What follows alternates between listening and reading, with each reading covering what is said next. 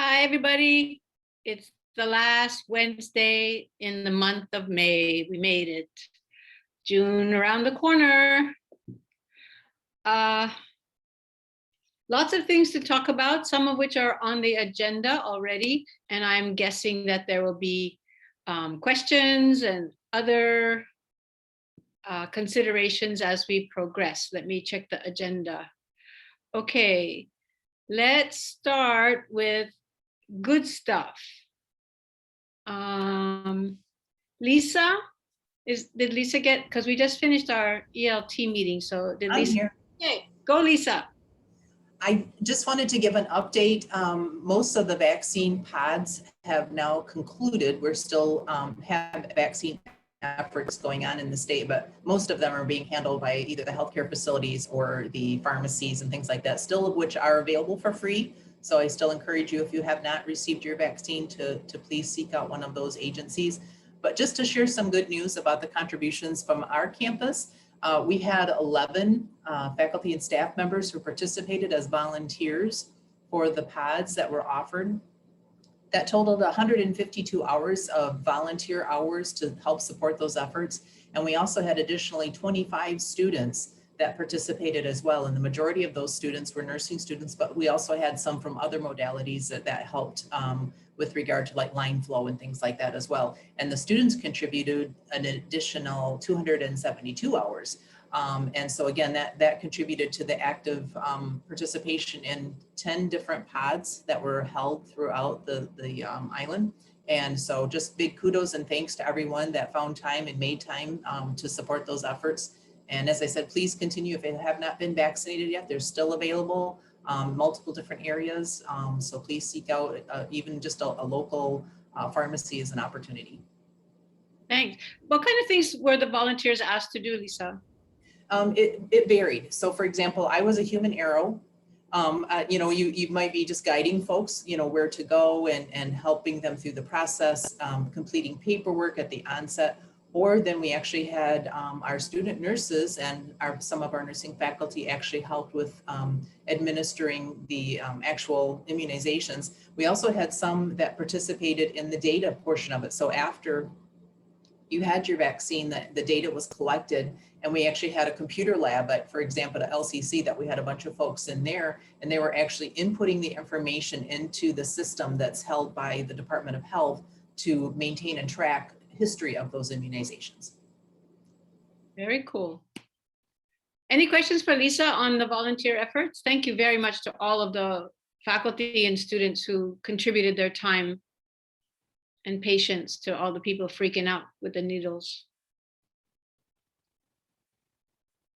No questions?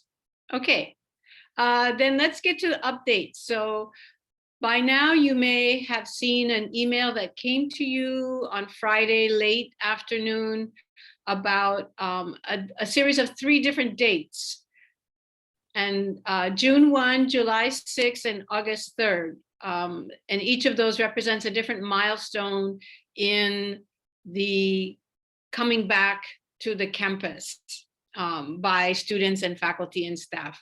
So on June 1st, it is going to be the date where our signs will come down. The signs that say the campus is closed to the public, services are only here for students and employees. So the signs are going to come down. There is not going to be a grand announcement to the public, nothing in the papers, nothing on the news that says, okay, the campuses are open. So we don't expect to see much change. It just means we won't have to chase down people who are walking their dogs or parking in our parking lots. We may get to see some requests for use of facilities, but I don't expect to see very much of a change from that particular timeline. July 6th, we are asked to make sure that if we have services, that they are available to people. So if there are offices that provide services, those offices should be available to be open. Doesn't mean everybody got to come back to the office. It just means that there needs to be service available at the offices by somebody. And then the last date is August 3rd, where it says everybody comes back to campus. Now, understanding that there are discussions going on with the unions, which we've not been informed of any completed, but they are, I believe, being asked to provide feedback to the university by Friday of this week. So whatever the unions have to say, the university will know by Friday of this week. We are not aware of any other changes, or let me back up.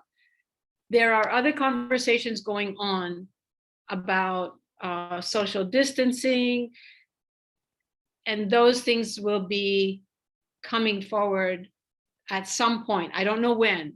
Not been told of any time, but I do know that there are conversations going on about the 6-foot distance, which is going to be required, because part of the reason why we can't fully staff offices is because we can't get everybody in there at 6-foot distances. So if we're being asked to have everybody come back to offices, we're going to also have to be able to make sure that they can fit safely in their spaces.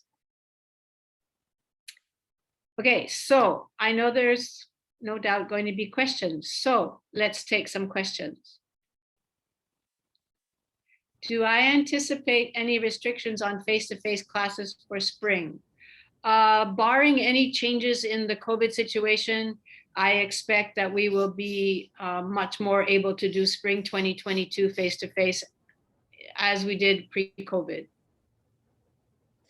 depending on what else is going on in the state and if there's any other, surges or that kind of stuff. So right now, if things continue in with this level of infection and this increasing vaccinations, I expect to see more face-to-face classes in spring. Yes, Hal? Short answer. Hi, Louise. I'm kind of curious about the rationale why it starts on a Tuesday in August instead of a Monday at the start of the week. I don't know. I have no idea, except that I think DOE, there may be some connection to DOE, but I'm not sure, Susan. I don't know why they chose that date.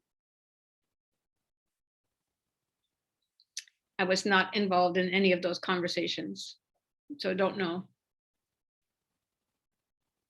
For June and July, can we still work from home with approval from our supervisor? Yes, as long as the offices are open to the public. That are, let me take it back.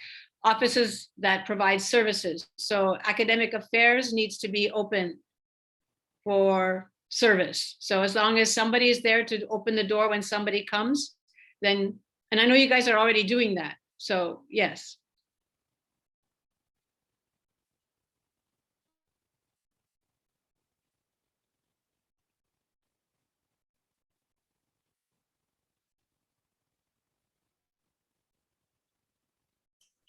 Louise, can I add something? Please. For those of you, and I know if we go back a little more than a year when this first happened, if you guys remember, we had a couple of meetings. We said, okay, here's the operations, here's some signage you can put up. And we're all getting used to, social distancing and things of that nature. And then we all got sent home. And then we came to the last summer and we were starting to plan again for coming back, and then it continued. So I do recommend that when people think about how we have to have a service available, open for service does not necessarily mean open for service pre-pandemic. So for instance, Louise brought up the academic affairs side. You could continue with a window. I think KISC has a window. I think there's things like online counseling and things like that have been created. And so it's taken some of the old, but also some of the new stuff. Because a lot of the stuff that we did is good for us. It's new, and it might be better for us in operations, especially since a lot of us are short-staffed. Thanks, Brian. More questions?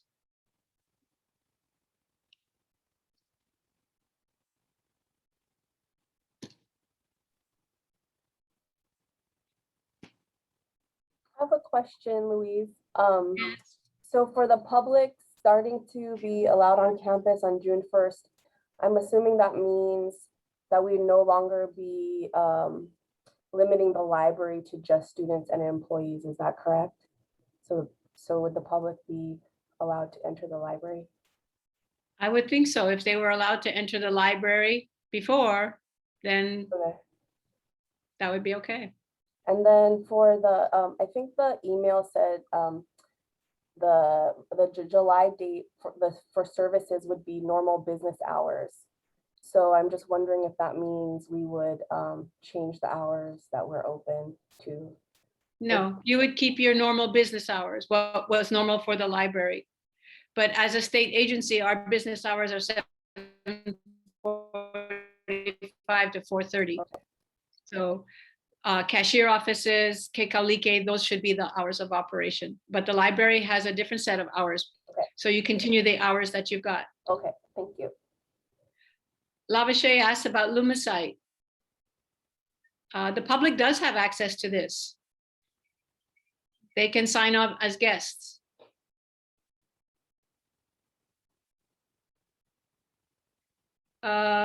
Wait, hold on. Shannon and Lavashay have questions about Lumicite. Is Lumicite something we should still be enforcing? As far as I know, the university is still pushing that we do this on a daily basis. Anyone who comes on campus should be filling that out as a guest or as an employee. So yes, it continues. Hal, until we hear differently from the president and the UH system, masks are still required. The governor did make a proclamation about outdoor spaces in the state, but we are governed by the university guidelines. And so until such time as we hear that they are going to rescind that, we will continue to require masks. I anticipate that there will be some following of the state guidelines, but I will wait for the UH to make that call. I cannot do that. But thanks for asking. Hal, I don't think that regardless, I don't think that there's going to be a change for classroom indoor. I think through the fall, probably masks are going to be required. Indoors. Indoors, yeah. Are we still using the internal Google form? No, No, haven't for a long time, Sean, but thank you for signing in all the time. Annie, can we ask the public to provide their name and contact info for contact tracing? I don't know. Guess so. I would think that would be a smart thing to do. The pandemic's not over. True. So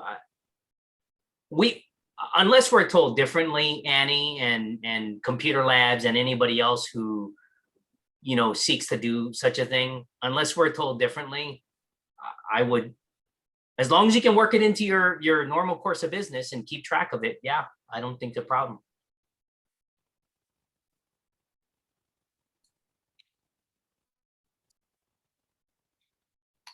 Other questions? This is, yeah, restaurants do. You have to sign the forms. It's true. Annie, you have a question? Is that Annie? No, that's Joy. Oh. Sorry. So someone said that we can enforce Lumicide. So does that, because we are really concerned about members of the public coming to the library. But what if they say they don't have that on their phone? They don't have a smartphone to download that. They don't have access to it. How do we enforce Lumicide? I think the way we did it before Lumicide, we can ask the questions. There's a sheet of paper that, when I've had to do that going to other places that don't have an app. Have you had a fever in the last, did you, all of those, whatever the questions are that Lumicide asks, you could ask the questions of the person. Okay, thank you. Isn't there also a link that you can send? I mean, I get notices to my inbox and email, so I would think that you could have that link be, if you had a computer at the entrance, that they could complete the information on the laptop as well. I don't think you have to have a smartphone. But we could have people who don't have email addresses. We live in an aging community, and we're contributing to that aging community as I speak. But yeah, there's always a way if you just have a piece of paper and just say, does any of this apply to you? No? Okay. Thank you. Hey, Louise, can I ask a quick question? Of course. For the public coming on campus, just kind of curious how that might affect something like culinary arts and the ability to serve public as we did in previous years. Any insight or any talk or discussion that has gone around that area? No, this is all too new. We haven't talked about what the implications might be for culinary programs in particular, or any other program that brings the community onto the campus. I would imagine, and I don't know this, what are the restrictions on gatherings, how many people from different families at the same table, all of those other things. Nothing of that has been discussed, but I'll take a note, Grant, and I'll make sure that I ask, and maybe Brian can also ask at his VC meetings, whether anybody's thought through that far. Thank you. Thank you for asking. Thank you.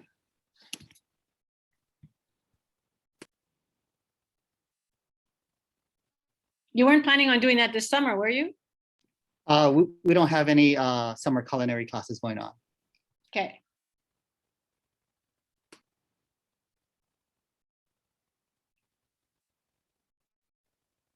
Other questions, anyone? Okay, if you think about them, throw them in the chat. I can respond even though Brian's going to be talking about budget.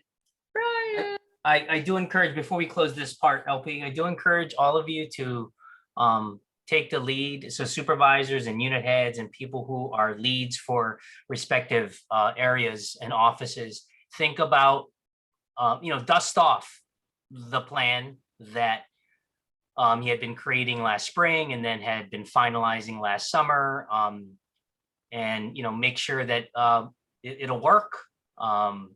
Make sure some of the holes are plugged, things of that nature. But now we don't have a lot of time to think about that. 2 months to bring everyone back, or however we can, it's going to go by very, very quickly. So please think about it. And if you have any questions, by all means, let me know. Shoot me an email. If it's facilities related, you can CC Sean as well on that email. Thank you. Budget? Oh, okay. Sorry. I should have transitioned a little bit better there. Okay, so we're right now in the process of closing FY21. As you guys know, fiscal year ends on June 30th. So all purchasing is done for the year, or should be done for the year. Please do not use your P card if you have a P card.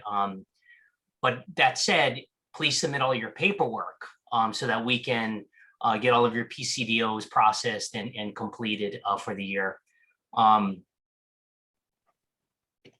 As of right now, it has to be a true emergency for any type of approval for purchasing. I want to make sure everyone understands it's not like we're stuck, but it's got to be a true emergency. Let me know, and I will provide approval or disapproval for that purchase. For those who have purchase orders, if you are receiving invoices late, still go ahead and submit that to the Brit Business Office. As much as possible, if you get a purchase order this year, we'd like to pay it this year. But again, those are just for those who receive invoices. It does look like right now, I'm not going to have too much time to show you the numbers, and I can do that in another meeting, but it does look like right now we are going to end the fiscal year in decent shape. We were able to save a lot of money from the utilities and from some of the other costs that we otherwise would incur. And so we'll have a small little bit of a carryover, which is going to be critically important as a transition to fiscal year 22. But before I go any further, is any questions about fiscal year 21 and closing the fiscal year? Okay, great. So as everyone knows, the legislative session is over. A budget was passed. It was not kind overall to the university. It was fairly kind to the community colleges. But overall, the University of Hawaii took a 47.9 million reduction in the upcoming fiscal year 22. This is for general funds, and a 42.3 million reduction in fiscal year 23. Of that 47.9 and 42.3 reduction, UH Manoa took 35.6 million of the 47.9. Manoa took 35.6 in fiscal year 22. And of the 42.3, Manoa took 30 million of that reduction in fiscal year 23. In both years of the biennium, 22 and 23, the community colleges, the 7 campuses, took a $4.6 million reduction. So when I talk about a reduction, it's not from last year, it's from as introduced, as the bill was introduced, as the request was introduced to the legislature. So it is somewhat significant for Manoa. What that means, because of the significant impact that Manoa has claimed it's going to cause on their operations, as well as the analysis of the president and his senior leadership, as of right now, there's no clear path to executing our fiscal year, the university executing our fiscal year 22 budget. CFO Calvert Young and President Lasner and the rest of the senior leadership team are trying to determine how best to deal with the impacts to Manoa. And so why that's important, why the non-execution of a budget pathway so far is important, is that there's oftentimes when the campus has to move ahead of the system. We can't wait. Just like last year, a lot of the budget was in flux going into fiscal year 21. So the campus had to move ahead of the system. We had to start our budget process, our budget development process, and we had to start planning, and we just asked people to remain flexible. There's going to be some of that again this year.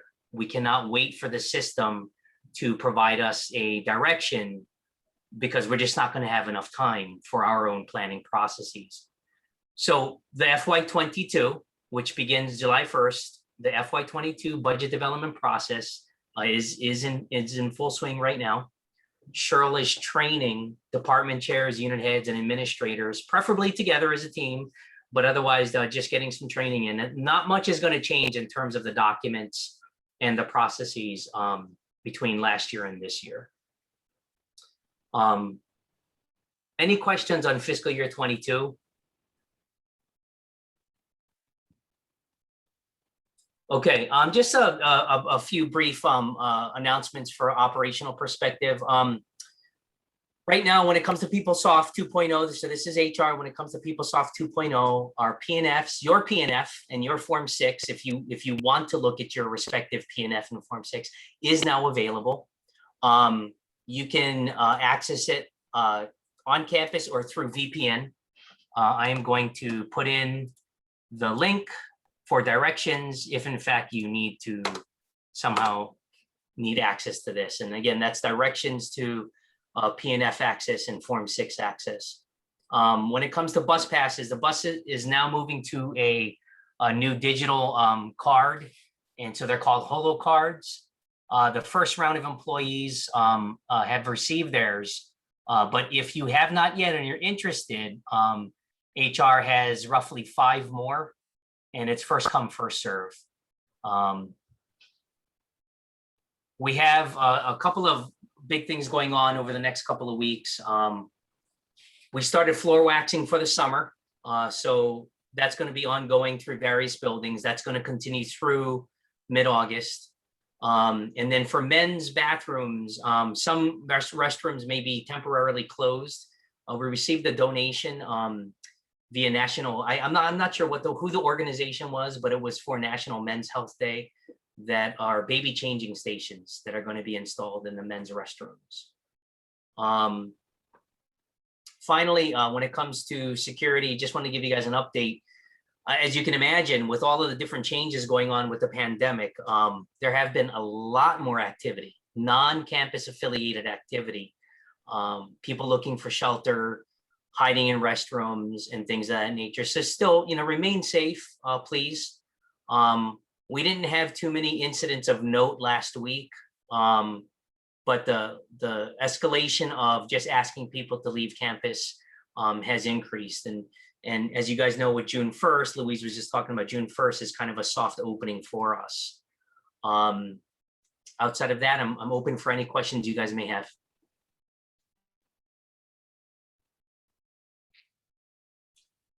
Anything for Brian? Brian. Can you hear? No. I can hear you. Oh, so I just kind of, I know things are just stressful. So this may be a small thing, but I wanted to kind of give a shout out to you. And yesterday we met with Cheryl for our budget meeting. And I had the privilege of having Maria, Annie, and Carl. Who else was there, Maria? Oh, one. Well, the 5 chairs were there. 4 chairs and Amy.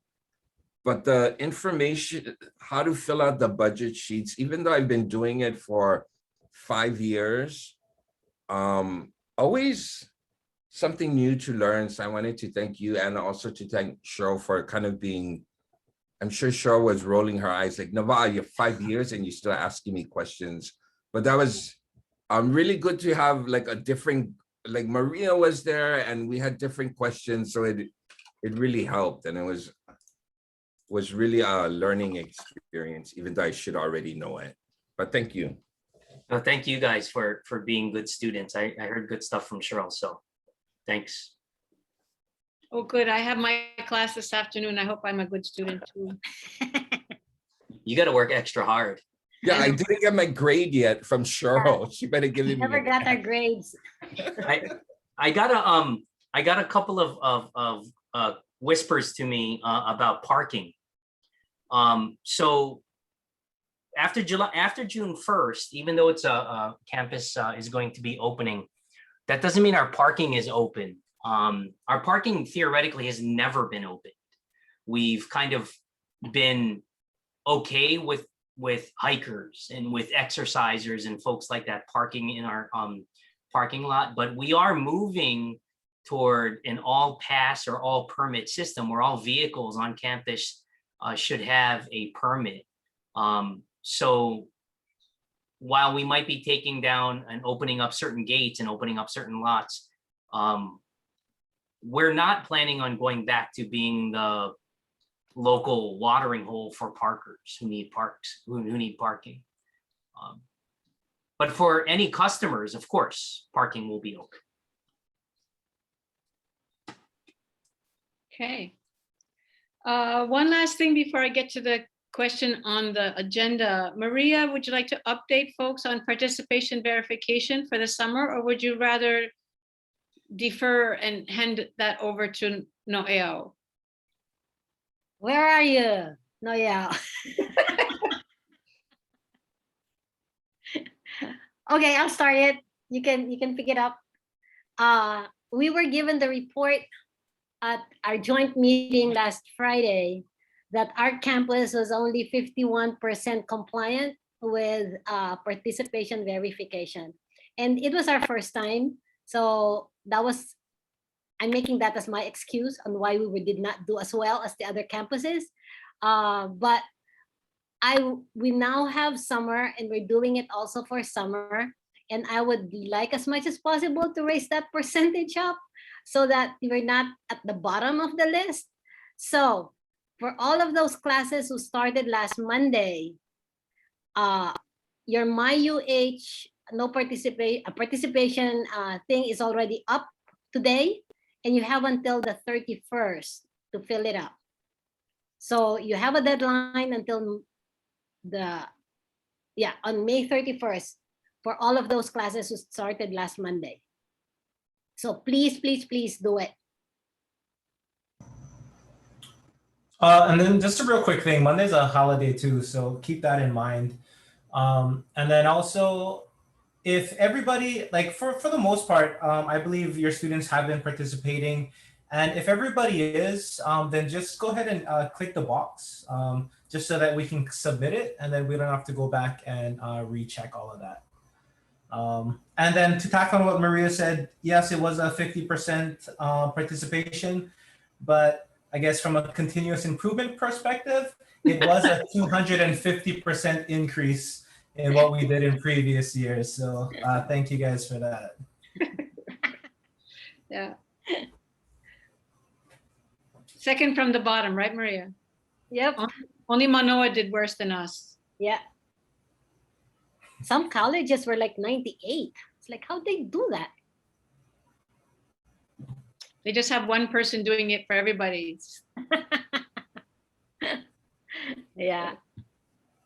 All right. And then for those of Thank you you. in different part of terms, I think Maria sent the email out, the very colorful Excel sheet, because some of the dates may change. So, I mean, for the most part, everybody's one should have appeared today, and the next, the following Monday is going to be the last date, but there's some part of terms that doesn't follow that format. Mhm. So please be informed of those ones.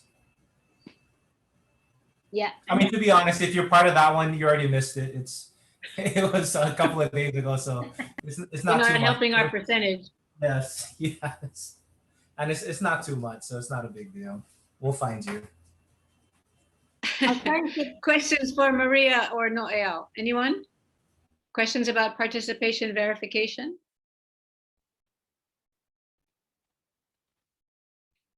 Okay, one item, one question was contributed, excuse me.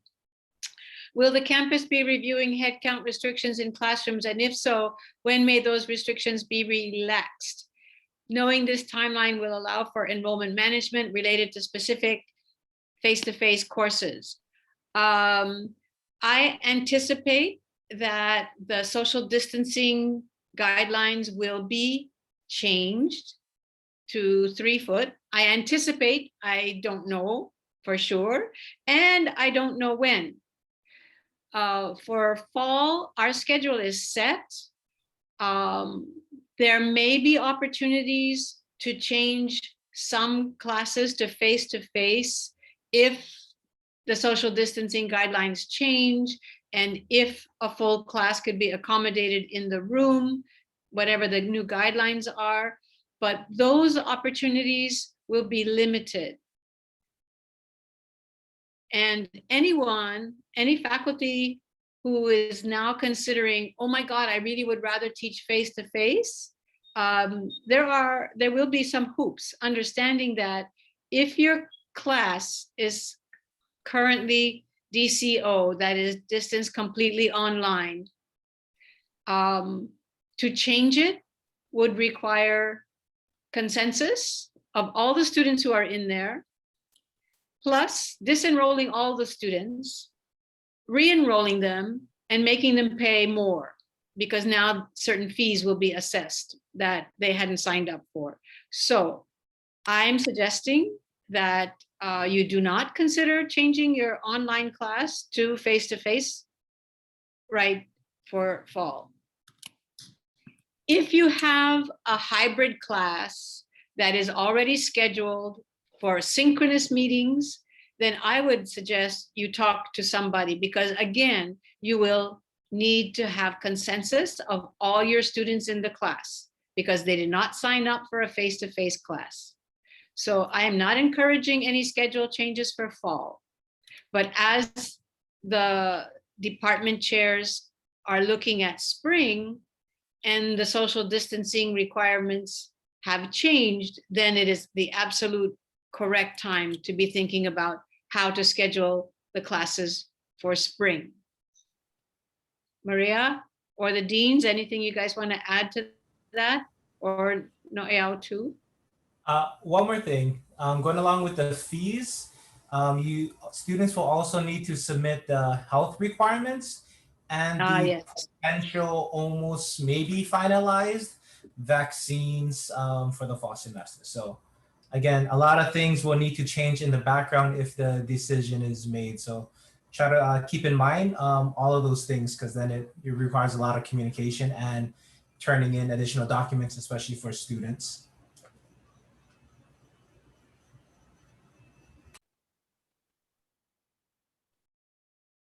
Anything anyone else wants to add to discourage the practice? Yeah, I think when we set that schedule and made it public, that was already our agreement with the students. So changing it now is not going to be fair for all of them. I mean, they already decided, they've made their choices on what classes to take and what modality they want to take their classes. So changing it on them, I think, is not a good idea. I would agree. Them. But do consider that when the information comes forward from some about be a good conversation for departments to have about how they might configure their spring schedule.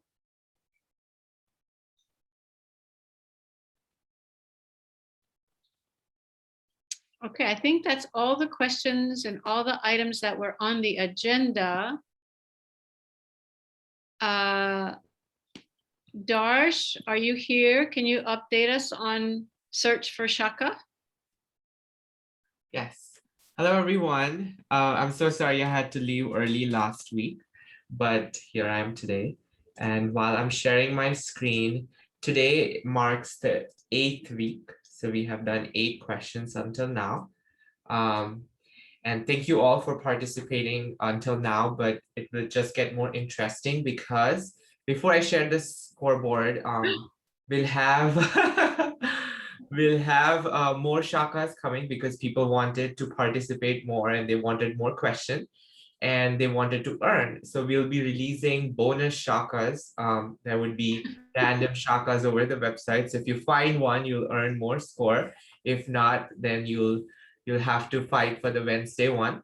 But here is the score. So last week, the top 5 were Jamie, Allison, Dustin, Roman, and Guy. And then you can see who is winning the race. There's some movement. There is. It tied. Uh-oh. Okay, race is on with bonus ones. I haven't even looked today. Oh, I see. Does HR want to make any announcement? It was in the bulletin. No, it was in the email today about a certain member of the department who is going to be leaving for greener pastures. I see his name is on the list. Can he still play? He's as long as he has Hawaii.edu, anybody's welcome. So just and saying. Let's not call it greener pastures. Come on. Sorry, Linda. You're correct. To a place that has more letters in its name. Yeah, surprisingly. Yes. So he is leaving us. His last day will be June 4th. We're planning to have a walkthrough coffee hour kind of farewell celebration for him on Thursday, June 3rd. We'll let you guys know the details. We're just trying to solidify a place. So, right. But for those who didn't get the word, see, Hal is asking who, Linda. Oh, sorry.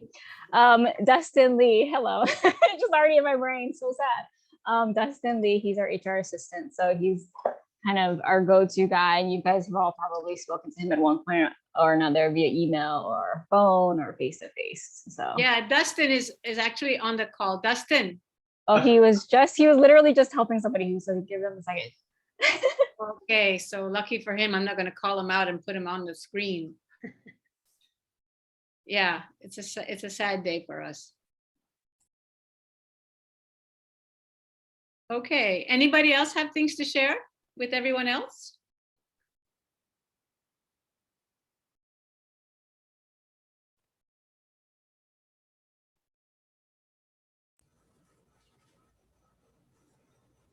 Just want to point out to the chat, just the Ohana distribution, the Ohana food distribution again is this Friday. So if you could get a little bit more volunteers to help out. For those who already signed up, thank you. But if we could just get a little bit more people just to kind of make sure it runs smoothly. Oh, also we have more spots for students in the community for food pickup. So if you know people in need, please encourage them to sign up. Sorry, Lavishay, you want to add anything else?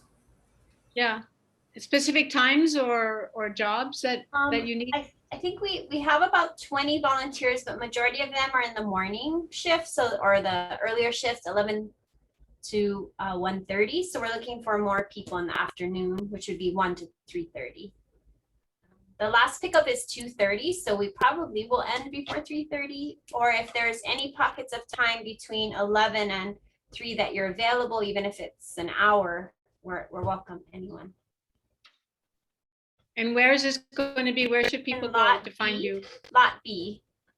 So below Iliahi building. Okay. Thanks, Sunny. We're a little nervous because the community it's open to the community this time. So we're a little nervous about how many people might just show up. Right, because they didn't have to sign up, right? They could just drive in and say, I'm here. Well, we did have a sign up for them as well. So we left it open and it was on the Hawaii Food Bank site, but okay. I think they're accustomed to just showing up at other ones. So okay. So thanks to those who have volunteered already. And if you have time, it's actually a good event to go to. I've been able to go to one and it's pretty cool. Other announcements, 192 people have signed up. Okay. Louise. Yes.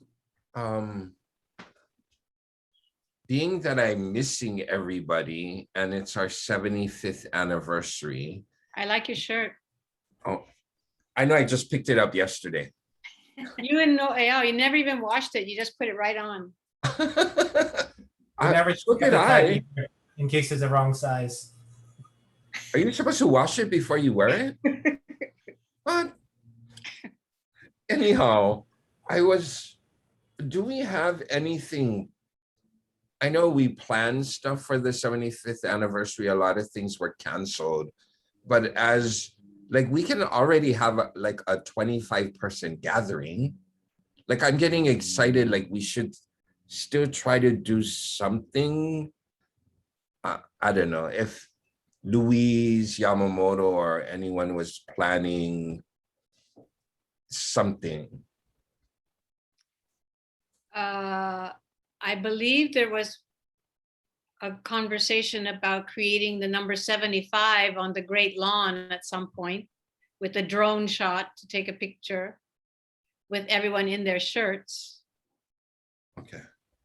But I think it's probably a good idea, since everybody is supposed to be coming back to campus on August 3rd, that maybe we have something. Yeah. There's a whole lot of hot dogs left over from the last time when we did hamburgers and hot dogs. Just saying. Oh, there's Louise. I just think it's a really great opportunity.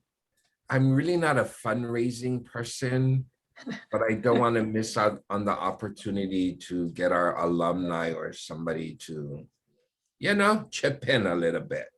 You're a good fundraiser, not a fundraiser. Yeah. Fund, no. Hi, Nava.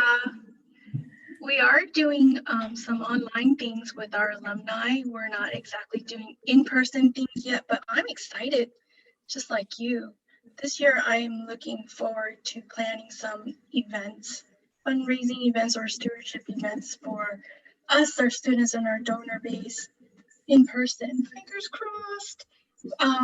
But I know in July, and it's very preliminary, that we are going to have an On the Horizon. That's what it's going to be branded under, the UH Foundation's Alumni Relations. They have these series of webinars, and we are going to do one for KCC, and it will be open to all of us. It will be open to all of our alumni, retired faculty and staff, donors. I'm going to invite everybody on this e-blast, and we'll have a chance to share it to our family and friends too, to see if they want to join in to catch up on what we've been doing and what we have on the horizon. So that's just a little bit of information now. I want to make sure that we concrete things up before I share too much, but I'm with you. I want events. I want to see people, and I can't wait to see all y'all back on campus. And agreed with Brian, we're going to find a really good new normal way to do things, figure out how we've done things very well or how things aren't working, and get back to as close as we can and improved. How's that? Perfect.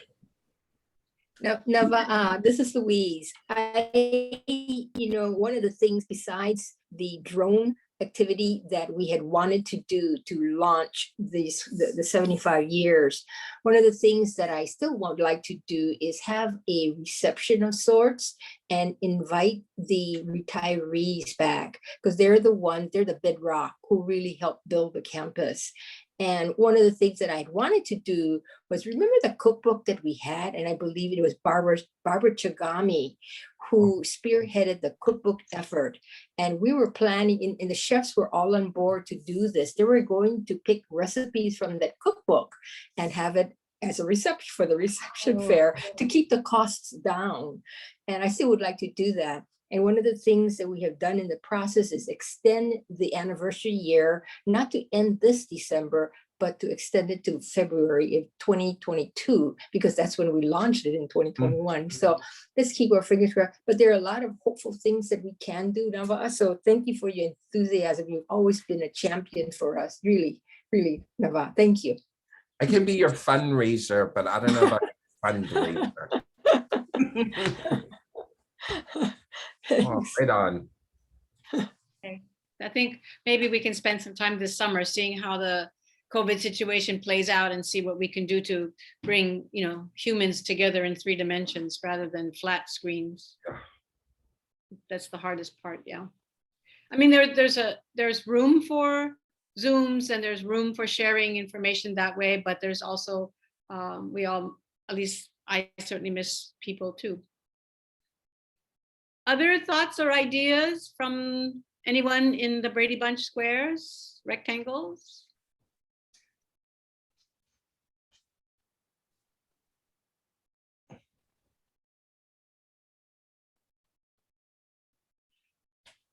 Okay.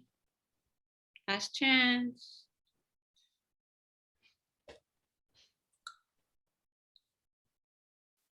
Okay, done. Everybody have a great end of the week. Have a great end of the month, and we'll see you in June. Everybody can unmute and say goodbye. Bye, Bye everybody. Bye. Bye. Thank you. Bye. Sure. Bye. Bye. Bye, everyone. Rosalie. Bye, Jan. Bye, everybody. Aloha.